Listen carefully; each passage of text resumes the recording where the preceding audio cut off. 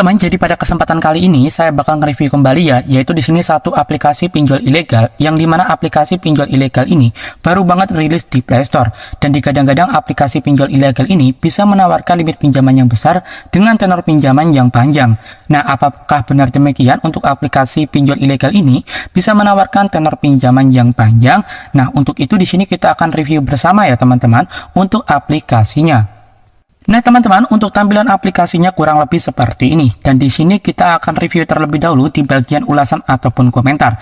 Nah di sini teman-teman ya, saya sarankan banget kepada kalian yang memang berniat ingin mengajukan pinjaman di aplikasi pinjol ilegal. Nah teman-teman itu wajib banget perhatikan di bagian ulasan ataupun komentar ini, agar nantinya teman-teman itu bisa mendapatkan pertimbangan sebelum teman-teman memutuskan untuk mengajukan pinjaman ya, agar nantinya teman-teman tidak kecewa ataupun teman-teman itu misal setelah mengajukan pinjaman.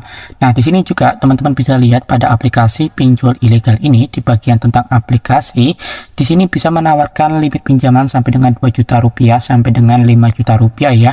Dan di sini dikatakan untuk tenor ataupun lama pengembalian pinjamannya di sini itu bisa sampai dengan 365 hari.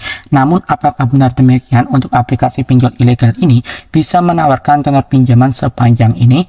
Nah, di sini jawabannya belum tentu ya teman-teman ya, ataupun bisa kita simpulkan tidak. Karena kenapa? Ya karena yang sudah yang namanya aplikasi pinjol ilegal itu tenornya selalu tidak lebih dari 7 hari. Jadi buat teman-teman jangan mudah tergiur dengan informasi yang disampaikan oleh aplikasi pinjol ilegal, karena aplikasi pinjol ilegal biasanya informasinya tidak akurat. Dan di sini juga buat teman-teman yang ingin mengajukan pinjaman di aplikasi pinjol ilegal, teman-teman itu wajib banget hati-hati ya dengan data yang kalian berikan kepada aplikasinya. Karena kenapa? Ya di sini teman-teman bisa lihat aja di aplikasi pinjol ilegal itu meminta beberapa data akses yang lumayan banyak sekali, mulai dengan kamera ataupun galeri, lokasi, log panggilan, ponsel, SMS dan lain sebagainya. Nah, jadi di sini ada kemungkinan ketika teman-teman gagal ataupun telat bayar, ada kemungkinan besar data kalian ini bisa disalahgunakan ataupun disebarluaskan, mengingat yang namanya aplikasi pinjol ilegal itu tidak memiliki izin ataupun tidak diawasi oleh OJK.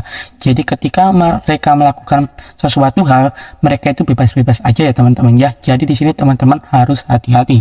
Dan di sini untuk nama aplikasi pinjol ilegalnya sendiri adalah aplikasi Terus Dana. Nah, di sini kita akan lihat untuk aplikasinya. Nah, kurang lebih untuk tampilan aplikasi Terus Dana seperti ini ya teman-teman. Dan di sini buat teman-teman yang ingin mengajukan pinjaman, pastinya kalian itu akan diminta untuk klik di bagian ajukan sekarang, yang dimana nantinya teman-teman akan diminta untuk mengizinkan seperti ini ya, seperti izin status ponsel, lokasi, kamera dan lain sebagainya. Nah, seperti yang saya katakan tadi, di aplikasi pinjol ilegal itu tidak diawasi oleh OJK. Jadi buat teman-teman yang khawatir data kalian itu disalahgunakan ataupun disebarluaskan nantinya, ya teman-teman jangan sampai mengajukan ya pinjaman di aplikasi pinjol ilegal, karena di sini sudah terbukti data kalian itu banyak sekali yang diminta ataupun diizinkan untuk aksesnya. Nah, jadi seperti itu ya teman-teman untuk review singkat aplikasi pinjol ilegal Terus Dana ini.